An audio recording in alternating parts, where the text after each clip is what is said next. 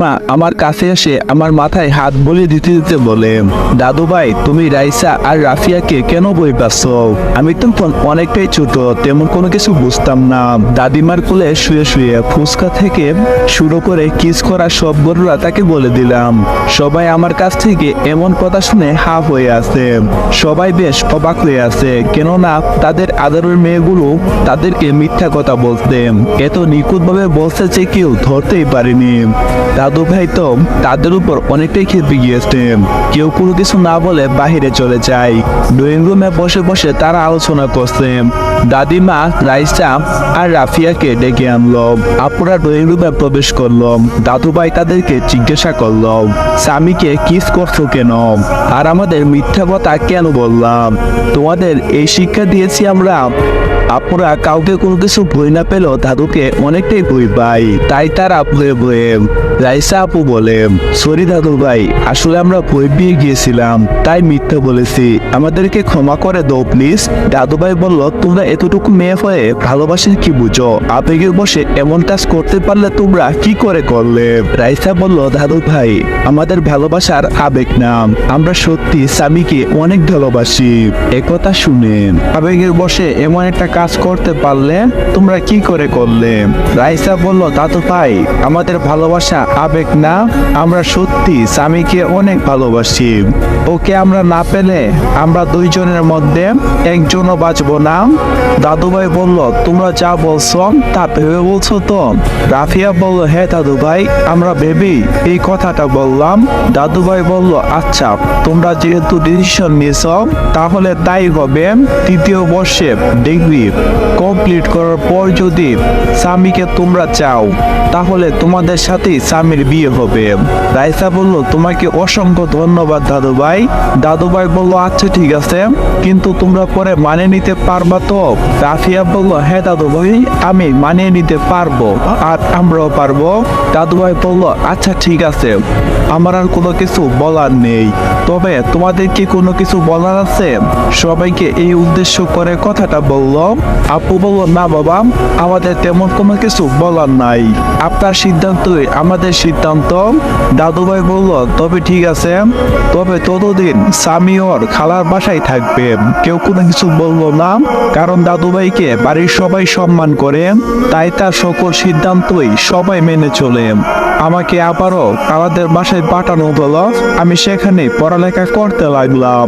আমার সমবয়সী খালাতো ভাই ছিল একটা, তাই ভালোই সময় কাটতো আমাদের। তবে আপুদের কিস করার কথা ওই হারামিদের সাথে শেয়ার করার পর থেকে ওই হারামি আমাকে ব্ল্যাকমেল করতো, তাই আমি ওর উপরে রাগ করেছিলাম কিছুদিন পর থেকে আবার তার সাথে কথা বলতাম। কি বা করার থাকতো আমার, কারণ এখানে ও ছাড়া যে আমার কেউ আপন নেই, ওর সাথেই অনেক সময় কাটাই আমি। আর খালা খালুর কথা কি বলবো, আব্বু আম্মুর অভাব যেন তারা বুঝতেই দেই না। এখানে আমি তাদের সন্তান হয়েই আছি। খালাতো ভাইয়ের সাথে দুষ্টামি ফাজলামো আর পড়ালেখা করে দিনকাল চলে যায়। দেখতে দেখতে স্কুল জীবন শেষ হয়ে গেল আমার। এসএসসি পরীক্ষায় গোল্ডেন এ প্লাস পাইছি আমি। খালুদের বাড়িতে অনেক দিনকাল ভালোই কাটলাম, তাই সিদ্ধান্ত নিলাম বাকি পড়ালেখা বাড়িতে গিয়েই করব। কেউ আর কোনো কিছু করলো না, কারণ আমি অনেক বড় হয়ে গিয়েছি। নিচের ভালো মন্দ বুঝটা আমি এখন বুঝতে শিখেছি, তাই বাড়িতে চলে আসলাম। বাড়িতে এসে আব্বুকে নিয়ে ভর্তি হতে আসলাম আমাদের বাড়ির সবচেয়ে কাছের কলেজে।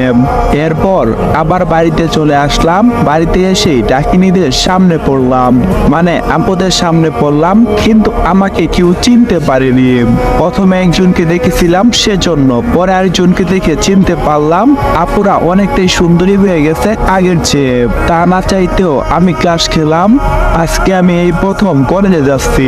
নতুন কলেজে কেমন লাগতে জানি না, আনন্দ বই টেনশন সব মিলিয়ে একটা মিশ্রী অনুভূতি কাজ করছে আমার মাঝে। আমি যে কলেজে ভর্তি হয়েছি সেই কলেজে আপুরাও পড়াশোনা করে, কিন্তু সেটা আমি জানতাম না। প্রথম দিন কলেজে গিয়েই আমি অবাক হয়ে গিয়েছি, কারণ আপুরা একটা ছেলেকে ধরে উদ্যম মধ্যম খেলাচ্ছে। ছেলেটার নাক মুখ দিয়ে যেন লাল পানি পড়ছে, তবু তাদের একটু দয়া মায়া হচ্ছে না। আমার মায়া হচ্ছে ছেলেটার প্রতি। আবার বইও করছে আপুদের দিকে তাকিয়ে। জানেন বই কার না করে বলুন? আমারও আছে, তবে দেখি শেষ রক্ষা করতে পারি কিনা। তাই আমি আপুদের দূর থেকে ডাক দিলাম। আমি তাদেরকে দূর থেকে ডাক দিলাম, আপু আপু তোমরা এখানে কি করো? আমার ডাক শুনে আপু আমার দিকে তাকিয়ে হাত থেকে লাঠিটা ফেলে বর্ধ মেয়ের মতো দাঁড়িয়ে একটা মুস্কি হাসি দিয়ে বলল দুইজনেই। আমি বিষয়টা বুঝতে পারলাম, ওরা আমাকে দেখে লাঠি ফেলে দিয়েছে, এভাবে ভদ্র হয়ে গেল। আর সেটা কি কারণে? আমি এসব ভাবতেছি, ঠিক তখন রাইসা বলে উঠে, কি হলো সামিন, তুই এখানে কি করছিস? আমি বললাম, আমি তো এই কলেজে নতুন ভর্তি হয়েছি। আমার এই কথা শুনে তারা মুস্কি হাসিটা যেন উধাও হয়ে গেল নিমেষেই। সেটা আমি খুব ভালোই বুঝতে পারছি। তাই আমি তাদেরকে বললাম, কি হয়েছে আপু, কোনো সমস্যা কি? আপু বলল, আরে না না, কেন সমস্যা হবে? কোনো সমস্যা নেই, তুই ক্লাসে যা। আমি বললাম, তা তো যাব, কিন্তু আপু তোমরা এই ছেলেটাকে মারছিলে কেন? আর তোমরা এখানে কি করো? রাফিয়া তু বলল, আরে এই কলেজে তো আমরাও পড়ি। আমি কথাটা শুনে অনেকটাই অবাক হলাম, কিন্তু তবুও তাদেরকে এই বিষয়ে তাদেরকে কোনো কিছু না বলে বললাম, দেখি এখন তোমরা সরব, ওই ভাইয়াটাকে হাসপাতালে নিয়ে যেতে হবে। তখন রাইসা আপু বলে উঠল, না দরকার নেই, তুই এখন ক্লাসে যা, আমরা তাকে হাসপাতালে ভর্তি করে দিয়ে আসবো। রাফি আপু বলল, তুই যা, আমরা তাকে নিয়ে যাচ্ছি। আমি আপুদের কথা বিশ্বাস করতে পারছিলাম না, তাই আমি তাদের সাথে থাকতে চাইলাম। তার কোনো কথা বাড়ালো না। ছেলেটাকে হাসপাতালে ভর্তি করিয়ে আমরা বাসায় চলে আসলাম। অনেক বেলা হয়েছে, তাই আজকে আর কলেজে ক্লাস করতে পারলাম না। আমাদের একসাথে তিনজনকে দেখে আম্মু এসে বলল, কি হয়েছে রে তোদের? কারো কি কোনো কিছু বইছে নাকি? কথাটা বলে আমার গায়ে টাচ করে থাপ মারতাম পরীক্ষা করতে। তখন আমি আম্মুকে বললাম, আম্মু তুমি কোনো চিন্তা করিও না, আসলে দুইটা লেডি গুন্ডি রাস্তায় একটা ছেলেকে মেরে রক্তাক্ত করে ফেলে রেখেছিল, তাই তাকে হাসপাতালে ভর্তি করে দিয়ে আসলাম। আর অনেকটাই লেট হয়ে গেছে, তাই তিনজনে বাসায় চলে আসলাম। আম্মু বলল, কিন্তু তোরা তো কলেজে গিয়েছিলি, আর ছেলেটাকে কোথায় পেলি? আমি বললাম, আপুরা আইসক্রিম খেতে দুবাই যাওয়ার পর আমার সাথে আপুদের দেখা হয়ে যায়। আম্মু বলল, ও আচ্ছা, যা ফ্রেশ হতে যা। আমি বললাম, আচ্ছা আম্মু।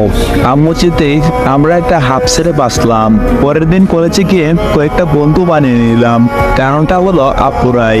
আমার বন্ধু যারা রয়েছে তারা ও কারণেই আপুদের ভয় পায়। কাল আপুরা আমাকে দেখে ছেলেটাকে মারেনি, সেটা দেখেই তারা আমার সাথে বন্ধুত্ব করছে। তাদের থেকে জানতে পারি আপুরা এই কলেজের বন্ধু, সাথে এই কলেজের সবচেয়ে টপ সুন্দরী, তাই অহংকার আছে অনেক, আবার তেমন পাওয়ারও। সেজন্য তাদের সামনে কেউ গলা উঁচু করে কথা বলতে পারে না। গলা উঁচু করে কথা বললে গলা টিপে হাসপাতালে ভর্তি করে দেই। আর কার্গের ছেলেটা রাইসা আপুকে প্রপোজ করছিল, তাই তাকে পিটাইছিল। প্রচুব্বর হঠাৎ এমন একটা অদ্ভুত নাম শুনে পিছনে তাকিয়ে দেখে